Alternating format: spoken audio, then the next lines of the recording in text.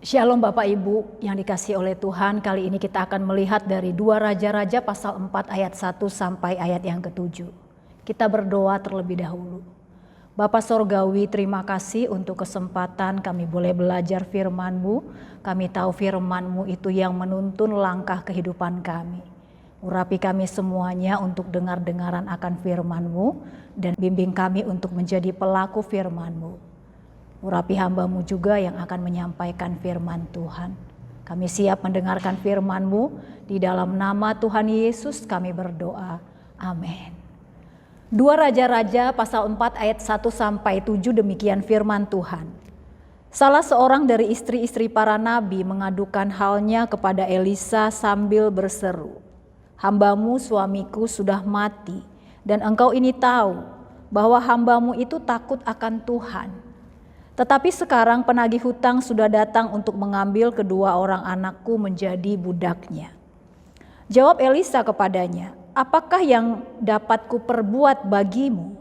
Beritahukanlah kepadaku apa-apa yang kau punya di rumah." Berkatalah perempuan itu, "Hamba-Mu ini tidak punya sesuatu apapun di rumah, kecuali sebuah buli-buli berisi minyak." Lalu berkatalah Elisa, "Pergilah, mintalah bejana-bejana dari luar daripada segala tetanggamu, bejana-bejana kosong, tetapi jangan terlalu sedikit. Kemudian masuklah, tutuplah pintu sesudah engkau dan anak-anakmu masuk. Lalu tuanglah minyak itu ke dalam segala bejana, mana yang penuh angkatlah. Pergilah perempuan itu daripadanya, ditutupnyalah pintu sesudah ia dan anak-anaknya masuk. Dan anak-anaknya mendekatkan bejana-bejana kepadanya sedang ia terus menuang. Ketika bejana-bejana itu sudah penuh, berkatalah perempuan itu kepada anaknya, "Dekatkanlah kepadaku sebuah bejana lagi." Tetapi jawabnya kepada ibunya, "Tidak ada lagi bejana." Lalu berhentilah minyak itu mengalir. Kemudian pergilah perempuan itu memberitahukannya kepada abdi Allah. Dan orang ini berkata, "Pergilah, jualah minyak itu, bayarlah hutangmu, dan hiduplah dari lebihnya engkau serta anak-anakmu." Amin. Saudara, setelah hampir 30 tahun saya menjadi hamba Tuhan, ada hal yang sering menjadi bahan pertanyaan dalam pikiran saya. Apa itu, saudara? Saya seringkali bertanya dalam hati, saudara, mengapa ya banyak anak-anak Tuhan, orang-orang Kristen, bahkan anak-anak Tuhan yang terbaik sekalipun, mengalami hantaman persoalan yang gak masuk akal. Meskipun mereka sudah sampai titik terendah kehidupan, namun sepertinya saudara tidak ada jalan keluar, buntu. Saudara, saya punya seorang sahabat, tamat SMA ia merantau ke Semarang untuk kuliah. Lulus sarjana dari universitas ternama di Semarang membuat ia cepat dapat kerja dan kerjaannya sangat bagus. Saudara, namun di tengah karirnya yang cemerlang, kemudian sahabat saya ini terpanggil menjadi seorang hamba Tuhan. Saudara, ia memutuskan untuk masuk seminari. Tapi saudara, rupanya keluarga menentangnya. Lalu kemudian karena mereka menentang, gak setuju dengan keputusan sahabat saya ini, uang bulanannya diberhentikan. Oh saudara, dia harus berjuang mencari uang untuk mencukupi kebutuhannya. Dia ngajar les-lesan, dia juga membantu pelayanan di gereja. Di gereja saudara, dia bertemu dengan pemuda idamannya dan berpacaranlah mereka. Dan mereka merencanakan menikah. Bagaimana kedua orang tuanya? Mereka kembali menentang dengan keras, saudara. Namun demikian, keduanya memutuskan untuk menikah. Beberapa waktu setelah mereka menikah, mereka dikaruniai seorang anak laki-laki. Pasangan hamba Tuhan ini berbahagia untuk sesaat, saudara. Mereka diutus oleh gerejanya untuk melayani di pinggiran kota Semarang. Tapi belum 5 tahun usia pernikahan mereka, suaminya tiba-tiba mengalami masalah dengan kesehatan. Kondisinya semakin lama semakin kurus, pucat dan lemah. Saudara, suatu saat ketika mereka sudah punya uang untuk memeriksakan suaminya ini ke dokter, apa kata dokter? Rupanya suaminya ini, saudara, terkena sakit yang sangat parah, kondisinya sudah tak tertolong. Kanker usus stadium lanjut. Saudara, kemudian suaminya meninggal. Ia meninggal dengan meninggalkan istri dan anaknya yang masih balita. Saudara, waktu saya melayat, teman saya ini memeluk saya, dia menangis sejadi-jadinya. Dia berkata kepada saya, "Kak, kenapa kok Tuhan ambil suamiku? Aku masih memerlukan dia." Saudara, gak berapa lama setelah suaminya meninggal, sahabat saya ini meminta untuk kembali ke gereja induknya. Apakah diterima, saudara? Tidak. Dia berusaha nyari kerja kemana-mana, tapi susah, saudara. Kenapa?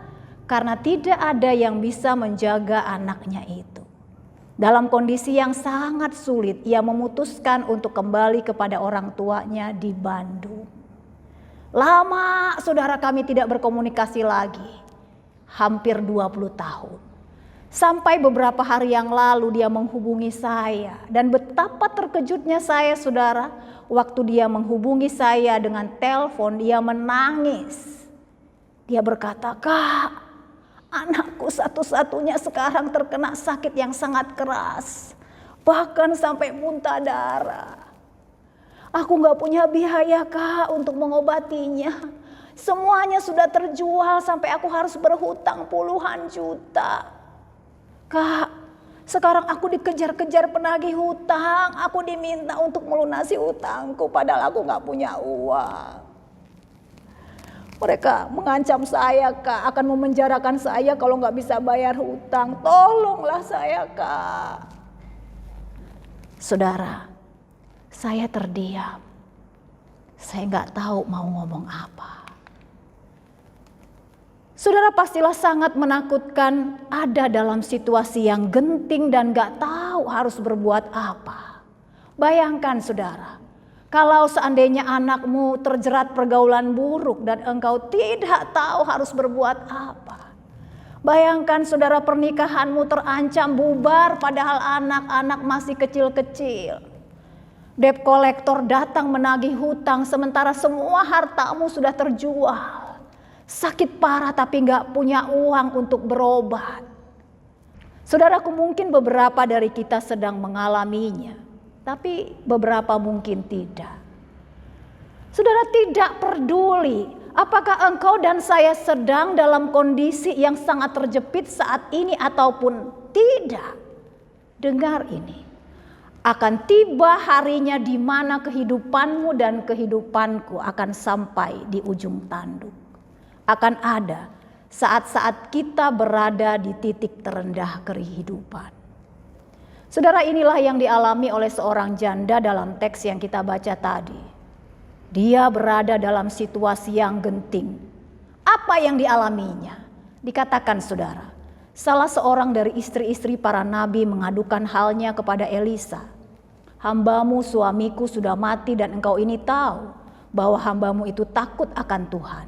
Tetapi sekarang penagih hutang sudah datang untuk mengambil kedua orang anakku menjadi budaknya." Saudara, kata mengadu, sebenarnya frasa yang tepat adalah menangis sejadi-jadinya. Saudara, apa yang terjadi pada janda itu? Suaminya adalah salah seorang dari nabi dan sekarang suaminya itu sudah meninggal. Warisan apa yang ditinggalkan suaminya, saudara? Harta, kekayaan? Bukan. Hutang, saudara. Mungkin sampai di sini engkau bertanya, kok nabi berhutang? Saudara, kitab ini ditulis pada masa suram, di mana pada waktu itu banyak nabi Tuhan dikejar-kejar oleh Raja Ahab, Raja Israel pada masa itu, untuk dibunuh secara brutal. Saudara, nabi ini, suami dari janda ini, dia berhutang bukan untuk bermewah-mewah. Jadi untuk apa, saudara? Saudara, Alkitab mencatat bahwa dia adalah orang yang takut akan Tuhan.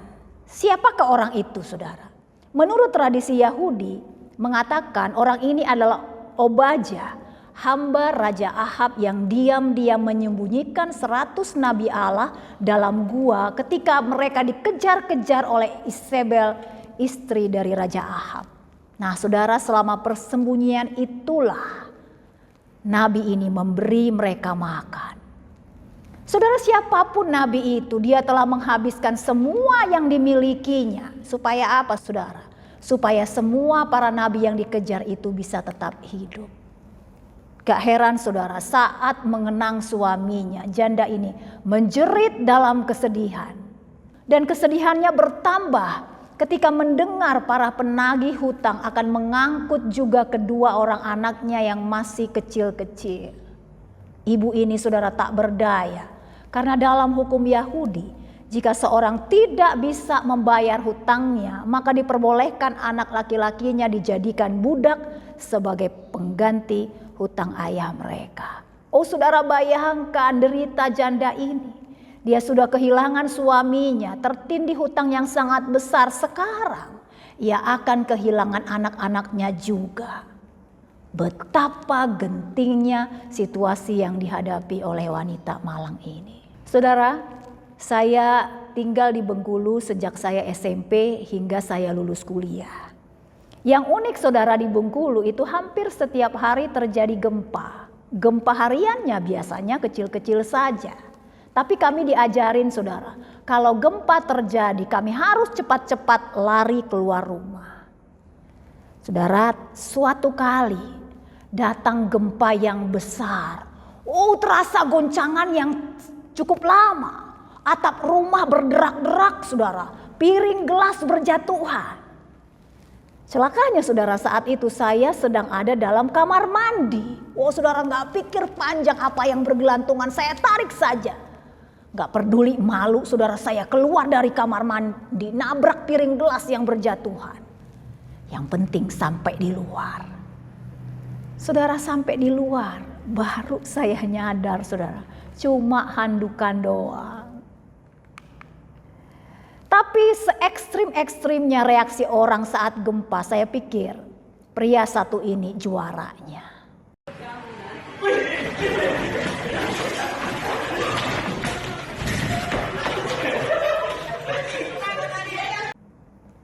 Lihatlah saudara, saat terjepit sering kali kita justru mengalami keajaiban-keajaiban yang tidak mungkin kita alami di masa tenang. Saudaraku, memang akan ada saat-saat di dalam hidupmu dan hidupku seperti berada di ujung tanduk. Mungkin engkau sedang mengalaminya saat ini, mungkin besok. Jujur saudara, ini memang tidak mudah. Namun seringkali masa sulit ini adalah masa penemuan keajaiban. Terkadang saudara, Tuhan mengizinkan umatnya, engkau dan saya, ada di titik terendah kehidupan kita. Bukan untuk menghukum, tapi Tuhan saudara berkenan membuat engkau dan saya, beberapa orang di antara kita, kehabisan sumber daya. Supaya apa saudara? Supaya tangan penyelamatannya tampak lebih jelas bagi kita. Saudaraku, ketika janda miskin ini minta bantuan kepada Elisa, Elisa kemudian bertanya kepadanya, "Beritahukanlah kepadaku apa yang ada di rumahmu." Apa jawab janda itu saudara? Ia menjawab, "Hambamu ini tidak punya sesuatu apapun di rumah Tuan, kecuali sebuah buli-buli berisi minyak." Saudara, memang minyak zaitun pada masa itu adalah komoditas yang berharga. Minyak ini biasanya digunakan sebagai bahan makanan, bahan kecantikan, tapi juga untuk peribadatan. Tapi sekalipun berharga, janda ini hanya punya sedikit saudara. Minyak ini kemungkinan adalah sisa minyak yang digunakan oleh suaminya, yang dipakai untuk mengurapi umat Allah. Nampaknya saudara, botol kecil berisi minyak ini sudah tidak terpakai sejak suaminya meninggal. Tapi saudara, apa yang kecil dan tidak berarti itu justru akan dipakai Tuhan menjadi jawaban atas kondisi terjepit dari janda ini. Ketika nabi itu meminta dia untuk meminta bejana kosong dari tetangga-tetangganya, lalu dari minyak yang sedikit itu saudara, kita lihat dalam bacaan itu diisilah ke dalam bejana-bejana kosong. Dan ini hasilnya saudara. Ketika bejana-bejana itu sudah penuh, pergilah perempuan itu memberitahukan kepada abdi Allah. Dan orang ini berkata, "Pergilah, jualah minyak itu, bayarlah hutangmu dan hiduplah dari lebihnya engkau serta anak-anakmu. Oh saudara, inilah orang yang mengharapkan berkat dari Tuhan, namun tidak punya apapun selain sedikit minyak saudara. Namun melalui sebotol kecil minyak ini tangan Tuhan berkarya memenuhi segala kebutuhannya. Saudara, Tuhan tidak hanya menyediakan uang tunai untuk melunasi hutang-hutangnya. Tuhan juga membebaskan anak-anak janda ini dari perbudakan. Bahkan Tuhan menyediakan tabungan masa depan bagi mereka. Luar biasa. Saudara, memang tidak selalu Tuhan segera menyediakan apa yang kita minta, saudara. Lihatlah pada kasus ini. Tuhan menunggu janda dan anak-anaknya berada di ambang bencana. Di ayat-ayat selanjutnya dari teks ini, Tuhan menunggu sampai anak janda dari Sunem mati. Tuhan menunggu sampai semua nabi-nabi kelaparan pada waktu itu, barulah menolong mereka. Saudara, lihatlah, seringkali Tuhan, Dia menunggu sampai manusia, engkau dan saya tak berdaya, baru menolong, baru menyediakan. Agar apa saudara? Agar tangan penyelamatannya tampak lebih jelas bagimu dan bagiku. Saudara, anak-anak saya, ada 3 orang anak saya. Mereka itu lebih suka ngobrol sama saya daripada sama ayahnya, sama papanya, sama Pak Sahat, saudara. Saudara, kami bisa ngomongin banyak hal, mulai dari hal penting sampai yang gak penting. Saudara, kami bisa ngobrol di kamar, di dapur. Kami bisa ngobrol sambil makan, sambil nyetrika, sambil nonton, bahkan sambil mandi, saudara. Tapi ketika anak-anak saya itu mereka menghadapi saat-saat genting, saudara, mereka justru lebih mengharapkan ada papahnya, bukan saya, saudara. Beberapa kali mereka menghadapi masalah. Saudara, ketika mereka menghadapi masalah dengan sekolah, dengan dosen, dengan teman, biasanya mereka bilang gini, biar papa aja yang datang, gak usah mama. Saya tanya, kenapa memangnya kalau mama? Kalau mama bukannya selesai malah terjadi huru hara. Saudaraku, di saat-saat genting mereka, anak-anak saya ini mereka menyadari papa adalah satu-satunya orang yang mereka butuhkan. Saudara, itulah yang dialami oleh Sabrina dari Sulawesi Utara. Belum lama menikah ia di KDRT oleh suaminya. Kenapa saudara? Rupanya suaminya curiga dirinya bukan orang pertama yang meniduri istrinya itu. Dia cemburu saudara. Saudara, karena cemburu dipaksanya istrinya itu untuk mengaku. Ayo kamu ngaku siapa orang pertama yang tidur sama kamu. Istrinya itu diam saja saudara, dia diam. Suaminya itu karena cemburu dia marah, ditinjunya wajah istrinya. Ngaku gak kamu, cepet ngaku.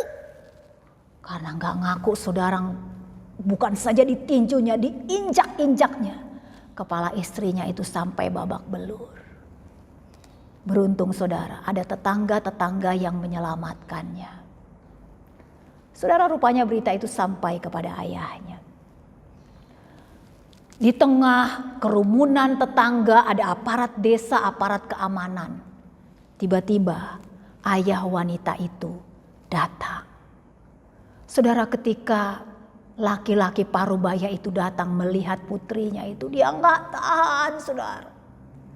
Dipeluknya putrinya itu, diciumnya, dia nggak henti-hentinya, dia menangis melihat putrinya itu. Gak tahan melihat apa yang dialami oleh putrinya itu saudara. Aku hanya memanggilmu ayah di saat ku kehilangan arah. Aku hanya mengingatmu ayah jika aku telah jauh darimu.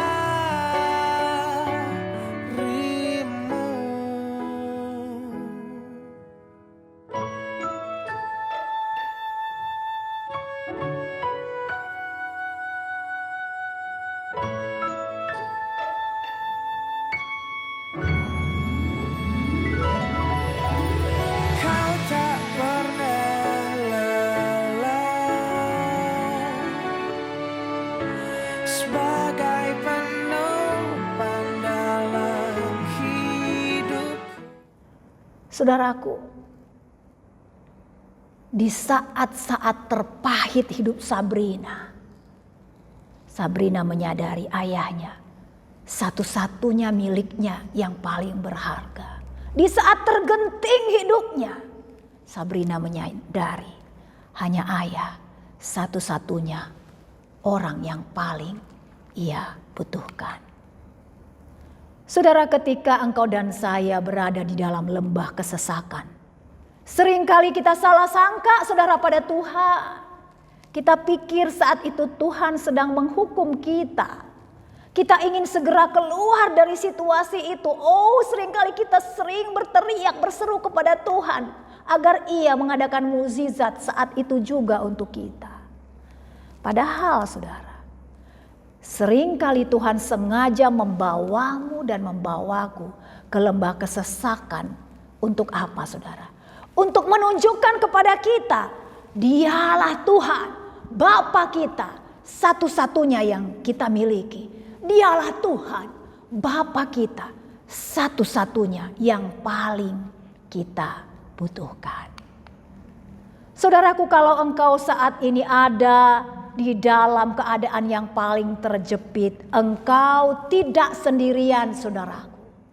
Tuhan Yesus pernah ada di dalam situasimu, bahkan lebih lagi. Saudara, ingatkah engkau ketika Tuhan Yesus tergantung di kayu salib? Oh, saudara, dengan luka di punggung yang penuh cambukan, dengan tancapan paku di tangan dan di kaki, saudara, membuat Yesus waktu itu tidak bisa mengubah posisi. Saudara, di tengah terik panas yang sangat menyengat, rasa sakit yang tak tertahankan, sebenarnya memaksa dia untuk menggeliat, saudara. Namun sedikit saja Yesus bergerak, punggungnya robek. Oh, saudara, di tengah haus yang sangat amat mencekat di tenggorokannya, Yesus, Tuhan kita, tidak dapat bergerak. Dia terjepit. Saudara, untuk apa Yesus melakukannya? Saudara, dia rela melakukannya ada dalam posisi paling terjepit untuk memenuhi kebutuhanmu yang jauh lebih besar dan lebih mendesak, supaya engkau dan saya mengalami kelegaan sejati. Saudara, bejana kosong seperti apa yang engkau alami? Saudaraku, keadaan terjepit apa yang sedang engkau hadapi? Di titik terendah bagaimana engkau saat ini? Apakah engkau sekarang sedang merasa kesepian dan berduka? Apakah engkau sedang terusir dari rumahmu dan engkau bingung mau tinggal di mana? Saudaraku, apakah engkau ada di dalam ketakutan? Atau engkau adalah korban pelecehan seksual? Engkau jatuh dalam lumpur dosa dan bingung bagaimana cara lepas dari dalamnya? Apakah engkau seperti janda ini, dikejar-kejar oleh penagih hutang dan engkau sudah tidak punya apa-apa lagi? Saudaraku, bawalah bejana kosongmu kepada Tuhan Yesus. Tuhan Yesus akan mengisi semua bejana kosongmu, bahkan mengisinya dengan berlimpah-limpah. Sebab itu, apapun lembah kesesakanmu, saudaraku, jangan menyerah. Engkau masih punya Tuhan Yesus yang peduli akan hidupmu. Oh, apapun mimpi buruk yang sedang engkau alami saat ini, saudaraku, jangan putus asa. Engkau masih punya Tuhan Yesus yang setiap saat ketika engkau datang kepadanya, Ia mau membisikkan kata-kata ini kepadamu. Anakku, engkau punya tempat khusus di hatiku. Amin. Mari kita berdoa. Bapa Sorgawi, terima kasih untuk firman-Mu. Mungkin saat ini ada di antara kami dalam kondisi paling terjepit hidupnya. Tolonglah Tuhan, Engkau hadir. Engkau mendengarkan bahkan mungkin jeritan yang tak sanggup diucapkannya. Kami mau datang membawanya kepadamu. Kami tahu hanya Engkau yang mampu memberikan kelegaan sejati bagi kami. Tuntunlah perjalanan kami keluar dari kondisi paling terjepit ini.